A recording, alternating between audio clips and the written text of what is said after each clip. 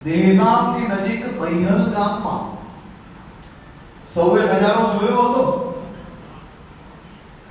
માં અંબાના ગરબીમાં કોઈ એક પથ્થર મારો કરવાનો જો પ્રયાસ કરે અને ધાર્મિક આસ્થાને જો કોઈ ઠેસ પહોંચાડવાનું કામ કરે તો ગાંધીનગર વહીવટી તંત્ર શું કરી શકે તેનો અંદાજો આખા દેશે.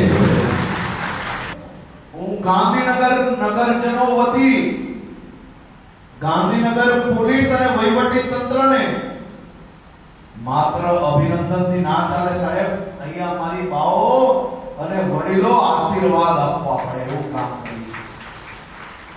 પહેલા પથ્થર મારવા, પછી ઘરોમાં છુપાઈ જવું, કોઈક તો ટાંકીની પાછળ છુપાયો ને કોઈક પડદાની પાછળ છુપાયો. પરંતુ તમારી આ ગાંધીનગર પોલીસે નક્કી કરેલું તો એક દરવાજા અને તાળાઓ તોડીને અંદરથી શોધીને જેલના હવાલે તો બંધ કર્યા જ,